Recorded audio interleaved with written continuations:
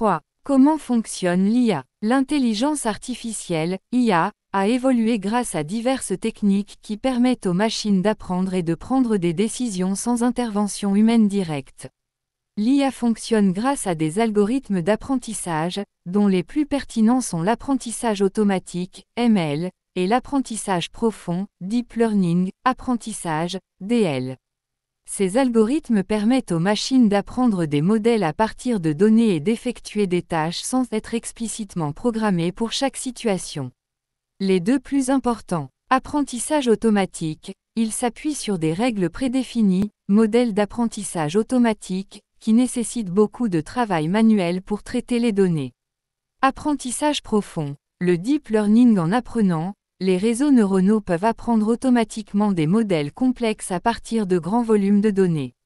Comment se déroule cet apprentissage ou cette formation? 1. L'IA apprend à partir de livres et d'articles afin de comprendre comment la langue est structurée. 2. L'IA prédit le mot suivant dans une phrase, améliorant ainsi sa capacité à générer un texte cohérent. 3. L'IA peut s'adapter à différentes tâches, comme répondre à des questions ou résumer des informations, sans avoir besoin d'être entièrement réentraînée. L'apprentissage automatique permet aux machines d'apprendre des modèles à partir de données et d'effectuer des tâches sans être explicitement programmées pour chaque situation.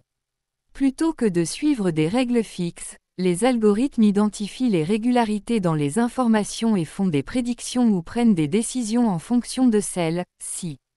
Pour ce faire, comme dans nos processus d'apprentissage, mais avec une plus grande capacité de rétention et d'analyse. Un ensemble de données d'entrée avec des réponses connues vous est fourni. Le modèle analyse les données et détecte des modèles. Les paramètres du modèle sont ajustés pour améliorer sa capacité prédictive. Une fois formé, le modèle peut faire des prédictions sur de nouvelles données. Il existe 3 principaux types d'apprentissage automatique.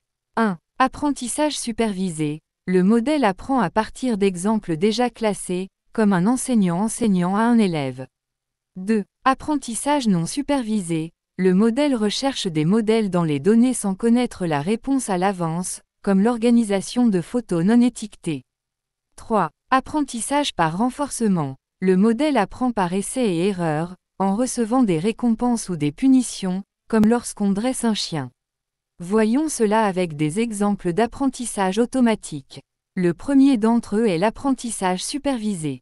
De la même manière qu'un enfant apprend avec des images. Dans l'apprentissage supervisé, vous vous entraînez avec des données étiquetées. Il est utilisé pour des tâches telles que la classification et la prédiction.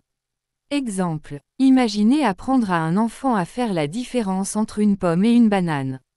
Vous lui montrez plusieurs images et vous dites « Ceci est une pomme » et « Ceci est une banane ». Ensuite, lorsque vous lui donnez une nouvelle image, il peut identifier correctement le fruit car il a appris des exemples précédents. Le deuxième d'entre eux est l'apprentissage non supervisé. Il est formé avec des données non étiquetées, à la recherche de modèles cachés. Il est utilisé pour le clustering, segmentation, ou la réduction de dimensionnalité, simplification des données. Exemple. Vous avez beaucoup de photos sur votre téléphone et vous souhaitez les organiser. Un système d'IA peut regrouper des images qui ont des visages similaires, sans que vous lui disiez qui est qui. Il ne connaît pas les noms, mais il trouve des modèles et sépare les photos de famille en différents groupes. Un autre exemple est l'apprentissage que DeepL, le traducteur, effectue lorsque l'utilisateur améliore les traductions qui lui sont données. Le troisième d'entre eux est l'apprentissage par renforcement.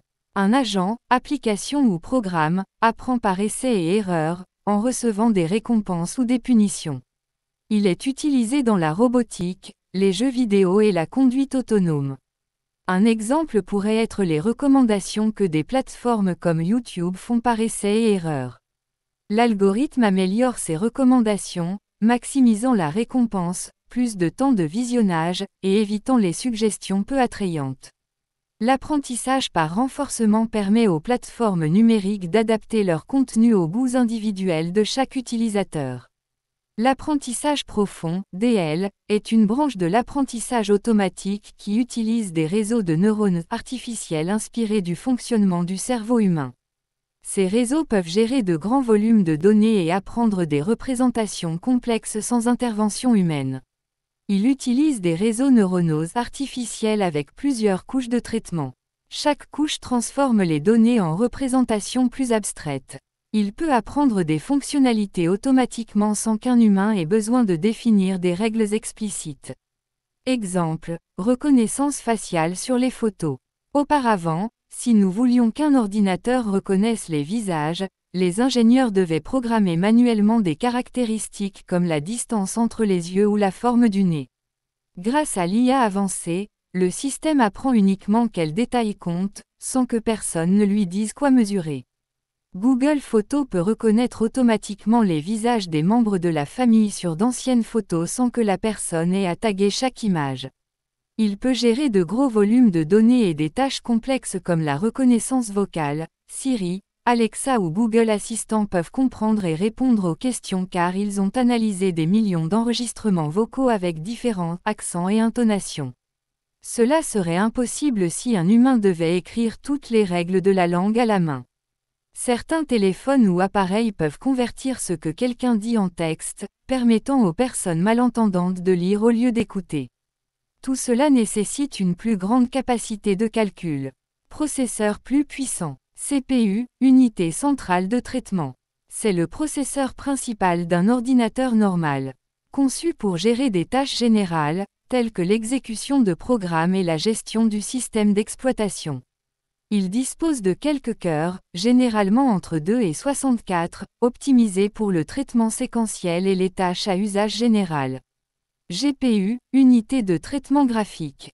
Conçu pour gérer les calculs parallèles, en particulier